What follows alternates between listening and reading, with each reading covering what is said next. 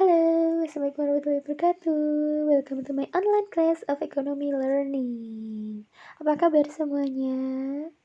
Sehat-sehat semuanya kan? Tetap jaga kesehatannya ya. Jangan kemana-mana, nggak usah kemana-mana, tetap di rumah aja. Terus jangan lupa rajin cuci tangan dengan sabun, pakai air yang mengalir, oke? Nah, pada pembelajaran kali ini kita akan mempelajari lebih lanjut mengenai materi baru kita, yakni berkaitan dengan kerjasama ekonomi internasional atau international corporate. Tapi sebelum kalian pelajari materi mengenai ini, kalian harus mengetahui terlebih dahulu nih konsep dasar dari kerjasama itu sendiri. Nah, contohnya kayak gini. Kalian sebagai seorang siswa, kan seringkali nih guru memberikan instruksi kepada kalian untuk bekerja secara kelompok untuk menyelesaikan sebuah soal, kayak gitu kan. Nah, untuk memperoleh hasil yang maksimal, maka dibutuhkan kerjasama antara anggota yang satu dengan anggota yang lainnya, kayak gitu. Itu konsep dasar dari adanya kerjasama. Nah, begitu juga cara internasional antar negara atau yang dilakukan antar negara, kerjasama antar negara itu pun juga harusnya kayak gitu, ada upaya untuk mencapai tujuan, yakni menguntungkan antar negara yang saling bekerja sama, kayak gitu. Nah, itu sebenarnya konsep dasar dari kerjasama. Oke, lebih lanjut, next. Nah, di sini ada MRT Jakarta. Oke, perlu kalian ketahui kalau Mass Rapid Transit ini merupakan sebuah proyek yang ada di Jakarta, di mana ini merupakan wujud kerjasama bilateral antara Indonesia sama Jepang. Di mana proyek ini merupakan sebuah proyek yang bergerak di bidang transportasi yang tujuannya adalah untuk mengangkut penumpang sebagai angkutan penumpang untuk bepergian dari wilayah yang satu ke wilayah yang lainnya, kayak gitu. Dan juga tujuan dari MRT ini sendiri pun juga untuk mengatasi kemacetan. Dan kalau untuk Jepang sendiri pun juga dengan adanya MRT ini bisa meningkatkan investasinya kan. Nah, kayak gitu itu kan sudah kita bisa sama-sama ketahui kalau pembangunan dari MRT ini pun juga menguntungkan antara wilayah negara Indonesia sama negara Jepang kan. Jadi ada upaya untuk menguntungkan kedua belah pihak, kayak gitu. Terus, dengan adanya kerjasama, negara-negara yang terlibat dapat memenuhi kebutuhan masyarakatnya. Ada banyak bentuk kerjasama yang terjadi antar negara, tidak hanya kerjasama bilateral saja. Oke. Soalnya perlu kalian ketahui kalau dengan adanya kerjasama sendiri pun juga akan menguntungkan kedua belah pihak kan. Soalnya kebutuhan antar pihak yang satu dengan pihak yang lainnya pun juga akan tercukupi gitu.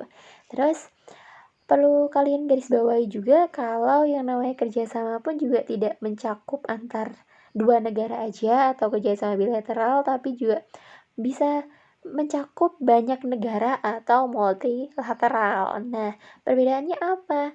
Nah, secara lebih lanjut kita sama-sama kupas. Ayo kita pelajari materi selanjutnya. Nah, terus apa sih yang dimaksud dengan kerjasama ekonomi internasional?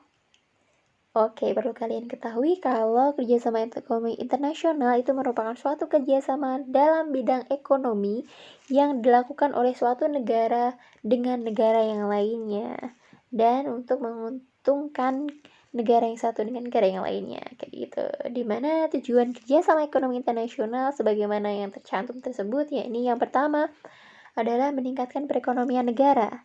Soalnya kalau misalnya kita menjalin kerjasama antara negara yang satu dengan negara yang lainnya, kita kan tidak menutup kemungkinan kita bisa menyalurkan barang yang kita miliki ke luar negeri dalam proses ekspor, dan juga wilayah luar negeri pun juga bisa menyalurkan barangnya ke dalam negeri dalam kegiatan impor. Jadi dengan adanya kegiatan ekspor maupun impor tersebut kan bisa menguntungkan antar negara kan. Nah, kayak gitu. Terus perbaikan taraf hidup bangsa. Nah, dengan adanya kerjasama tadi kan bisa meningkatkan perekonomian negara. Nah, tidak menutup kemungkinan taraf kehidup bangsa pun juga akan meningkat. Pertumbuhan meningkat, pembangunan meningkat, dan kemakmuran masyarakatnya pun juga akan semakin makmur, kayak gitu. Terus mengisi kekurangan dan kebutuhan antar negara. Nah, sebagaimana yang telah saya katakan di awal tadi, kalau dengan adanya kerjasama ini pun juga membantu antar negara yang satu dengan negara yang lainnya dalam mencukupi kebutuhannya. Jadi kekurangan apa, negara A kekurangan apa, mungkin negara yang lainnya bisa mencukupi, negara yang lain bisa kekurangan apa, negara A bisa tidak menutup kemungkinan bisa mencukupinya, kayak gitu. Terus mempererat persahabatan negara, pasti dong. Kalau misalkan kita sendiri aja sih, kalau misalkan kita punya teman, kita saling bantu membantu, kan otomatis itu bisa mempererat pertemanan kita kan, bisa mempererat persahabatan kita. Begitu juga kalau misalkan persahabatan antar negara. Kemudian memelihara ketertiban dan perdamaian dunia. Nah, kerjasama apapun juga bisa menunjang ketertiban dan perdamaian dunia loh. Soalnya kan kita menjalin kerjasama. Soalnya juga kekerabatan kita, persahabatan kita pun juga antar negara bisa semakin erat, jadi ketertiban dan perdamaian dunia pun juga bisa terlaksana dengan baik, kayak gitu. Terus mencegah berlakunya peraturan yang menghambat perdagangan antar negara. Nah, dengan adanya kerjasama ini, itu bisa mencegah adanya suatu proses yang bisa menghambat perdagangan. Jadi, kalau misalnya kita sudah bekerja sama, pasti kan ada kesepakatan nih. Nah, dari kesepakatan tersebut pun juga meminimalisir adanya proses-proses yang sekiranya menghambat dari perdagangan antar negara itu sendiri kan. Itu tujuan dari kerjasama ekonomi internasional. Terus, manfaat kerjasama ekonomi internasional. Yang pertama, yakni meningkatkan keuangan negara.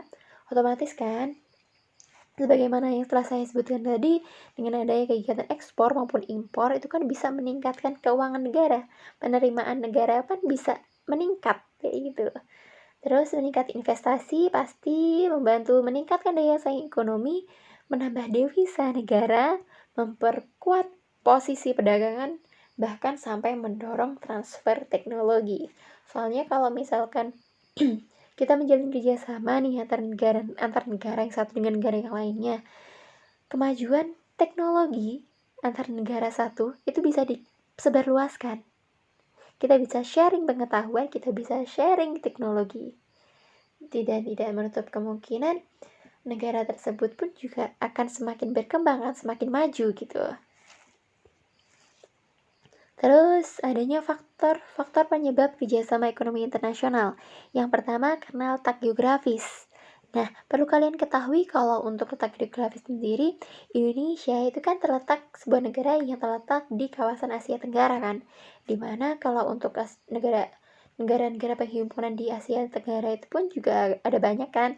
Contohnya ada ASEAN, terus ada MEA, terus ada apa lagi sih, AFTA. Nah, kayak gitu.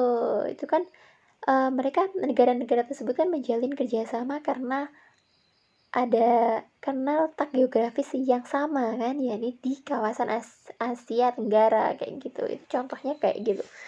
Terus kondisi iklim, kesuburan tanah dan sumber daya alam. Nah, dengan adanya kondisi iklim yang berbeda-beda, misalkan negara A punya iklim tropis, negara Indonesia punya iklim tropis, dan tidak menutup kemungkinan negara Indonesia itu bisa mengembangkan komoditas di bidang pertanian.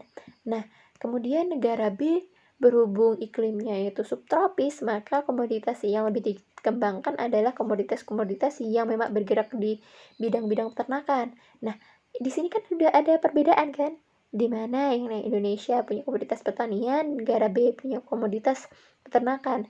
Mereka bisa menjalin kerjasama di sini, bisa mengadakan sebuah pertukaran kan, berdagangan kan di sini. Tujuannya adalah untuk apa? Untuk mencukupi kebutuhan antar negara. Bisa saja kan yang namanya Indonesia berhubung iklimnya tropis, kekurangan pasokan daging kayak gitu kan, dari situ bisa mengimpor dari negara B, bisa mengimpor daging dari negara B, dan juga begitu sebaliknya. Nah, kayak gitu. Itu perbedaan kondisi iklim yang menyebabkan kerjasama ekonomi internasional. Terus, tuntutan era globalisasi. Nah, kita sama-sama mengetahui kalau misalkan untuk globalisasi sendiri pun juga tingkat pengetahuan masyarakat mengenai perkembangan internet itu kan juga semakin luas kan. Nah, dari situ itu tidak menutup kemungkinan kita bisa melakukan meningkatkan hubungan kerjasama antar negara yang satu dengan negara yang lainnya kan, dengan adanya globalisasi yang semakin tinggi tersebut. Soalnya kan kita dengan adanya globalisasi pun juga kita bisa sharing pengetahuan, kita bisa sharing informasi, kita bisa sharing bahkan kita bisa sharing teknologi. Terus kalau misalkan globalisasi ini semakin berkembang, tidak menutup kemungkinan kan hubungan diplomatik antar negara pun juga akan semakin berkembang juga. Nah, kayak gitu. Terus keinginan memperoleh dukungan negara lain. Oke, dengan ada kerjasama, kita pun kan juga bisa mengembangkan relasi kita. Ada negara yang bisa mendukung kinerja dari negara kita kan.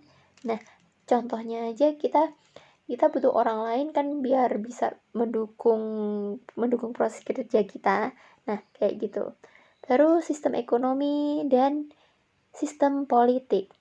Kalau misalkan sistem ekonomi maupun sistem politik antar negara itu sama, kan kalau misalkan kita menjalin kerjasama pun juga enak kan. Tapi kalau misalkan sistem ekonomi maupun sistem politik antar negara pun juga beda, itu yang jadi penghambat tuh di situ. Contohnya apa?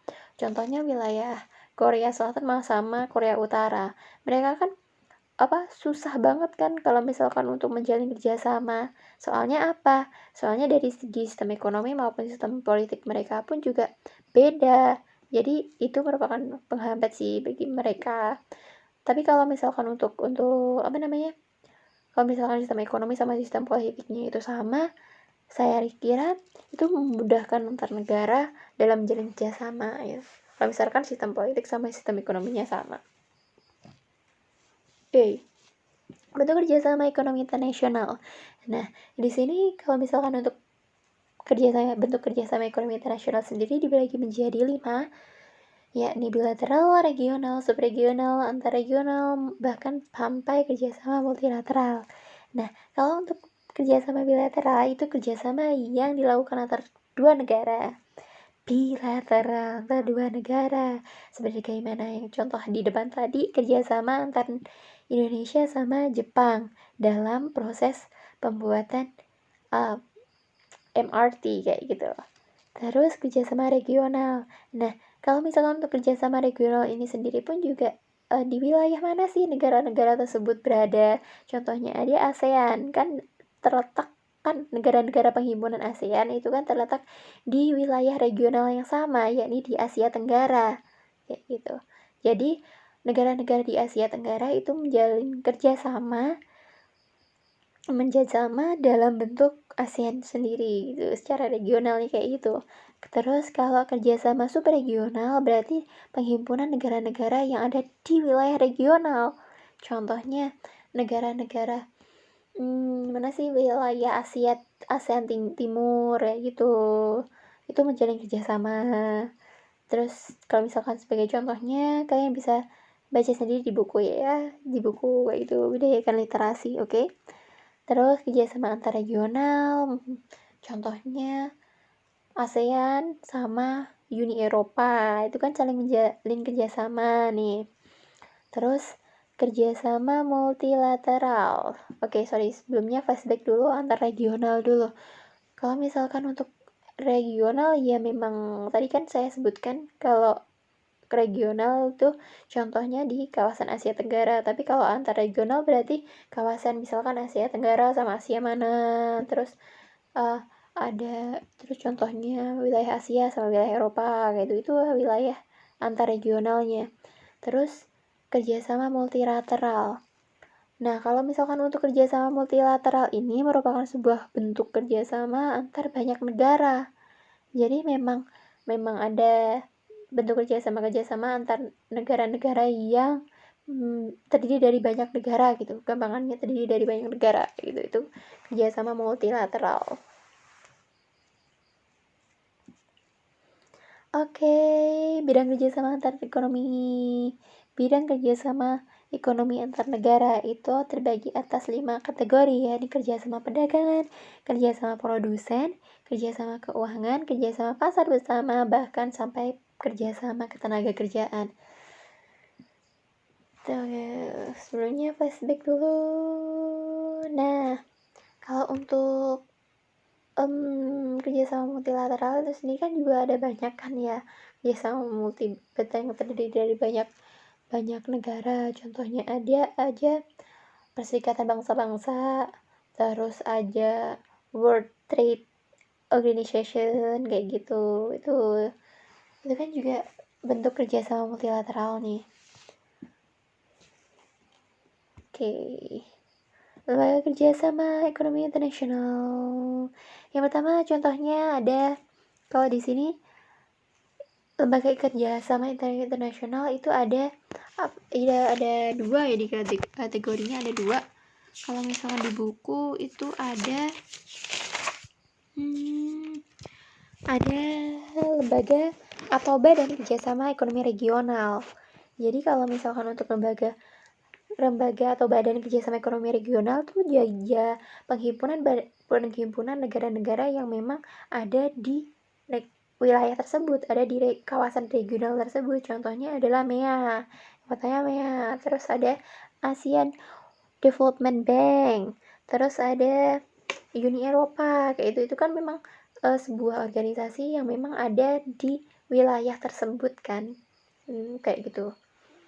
Dimana kalau untuk MEA sendiri itu kan merupakan masyarakat ekonomi ASEAN, jadi memang tujuan dari didirikannya MEA ini sendiri pun juga untuk meningkatkan atau stabilitas perekonomian di kawasan ASEAN sendiri kan, di wilayah negara-negara yang memang terhimpun dalam organisasi ASEAN itu. Terus ada kerjasama ekonomi internasional. Nah, kalau misalkan untuk kerjasama ekonomi internasional sendiri pun juga sudah terdiri dari banyak negara, jadi sudah multilateral. Contohnya yakni kalau di sini ada PBB, ada World Trade Organization, terus ada ILO, terus ada APEC, OPEC. Nah, itu kan juga merupakan bentuk kerjasama dari kerjasama secara internasional, secara multilateralnya kayak gitu. Oke. Next, sudah selesai. Nah, kalau misalkan kalian ada sesuatu yang ditanyakan masih belum jelas, silakan langsung chat saya.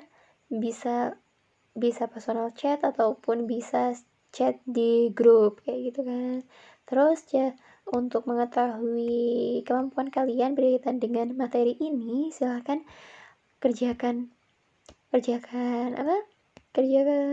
tugas yang telah saya berikan ya.